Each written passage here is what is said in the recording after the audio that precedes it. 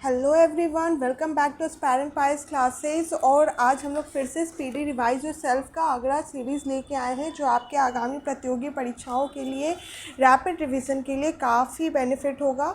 तो बिना वक्त गवाए हम पहला सवाल देखते हैं। और पहला सवाल है, हिंदू विधवा पुनर्विवाह अधिनियम कब पारित हुआ था? तो ये दोस्तों पारित हुआ था 1856 में।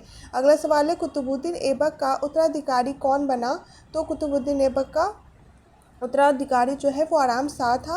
गैर कांग्रेसी सरकार स्थापित करने वाला प्रथम राज्य कौन है?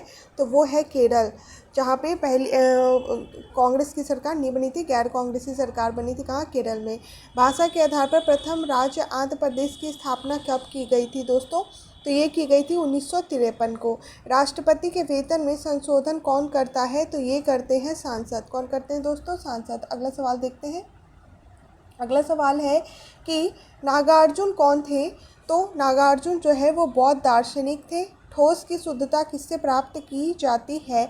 तो यह उसके गलनांक बिंदु से।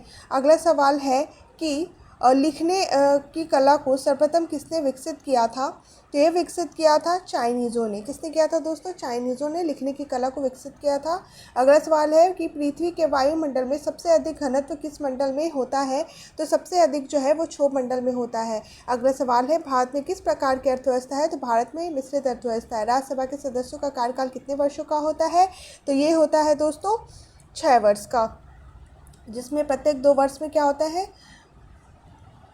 जिसमें 1/3 सदस्य जो है प्रत्येक 2 वर्ष में वो रिटायर हो जाते हैं, निर्वासित हो जाते हैं। अगला सवाल है कि गेहूं के उत्पादन के लिए न्यूनतम कितनी वर्षा होनी चाहिए दोस्तों? तो ये 5 से 75 सेंटीमीटर। आपको बताना है कमेंट बॉक्स में कि गेहूं जो है वो कौन सी फसल है, रबी फसल है या खरीफ फसल है। अगला सवाल है, उत्तर प्रदेश राज्य के बाद सबसे अधिक संख्या में लोकसभा के सदस्य किस राज्य के चुने जाते हैं? तो वो है महाराष्ट्र, है ना। जैसी जहाँ की जैसी जनसंख्या होती है दोस्तों, उसके अकॉर्डिंग जो है वहाँ के लोग को निर्वाचित किया जाता है। अगला सवाल है, उतने सदस्य को मतलब किया जाता है, चुने जाते हैं। अगला सवाल है, गुलाब वंश का अंतिम शासक कौन था? तो गुलाब वंश का अंतिम शासक जो है वो क्यूमर्स था। अगला सवाल है,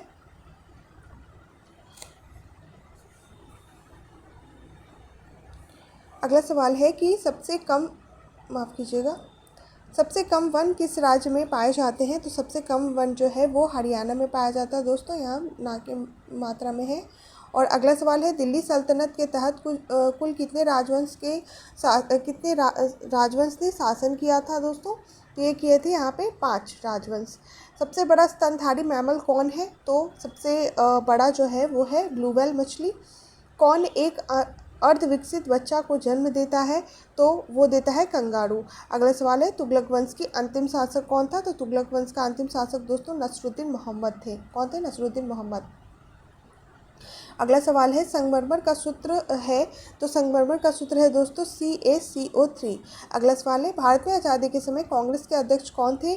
तो आज़ादी के समय कांग्रेस के अध्यक्ष JB कृपलानी थे दोस्तों। महमूद गजनवी के साथ भारत आने वाले इतिहासकार कौन थे? तो महमूद गजनवी के साथ अलबरूनी आए थे।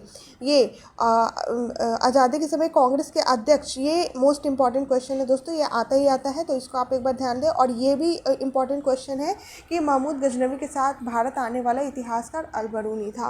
अगला सवाल है, गुलाम वंश का संस्थापक किसे माना जाता है? तो गुलाम वंश के संस्थापक जो है वो कुतुबुद्दीन ऐबक को माना जाता है। भारतीय रेल संग्रहालय कहाँ पर स्थित है? तो ये है न्यू दिल्ली में।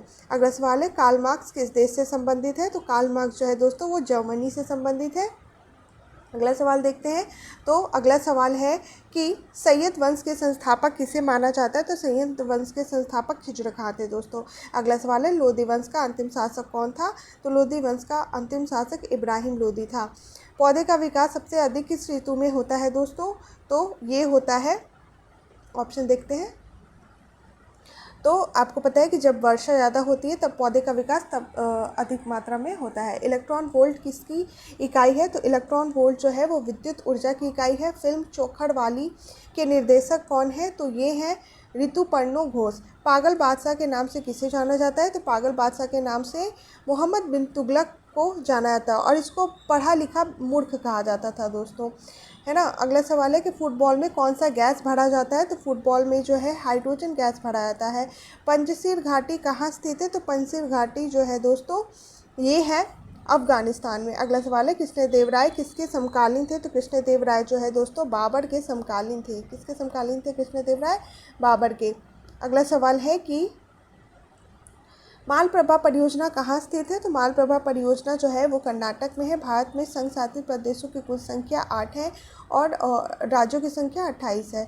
रेलवे पहिया और धुरी का निर्माण कहाँ करता है, तो यह करता है बेंगलोर में। अधिकांशतः मौसमी घटनाएं किस मंडल में होती है, तो अधिकांशतः मौसमी घटनाएं क्षोमंडल में होती है दोस्तों।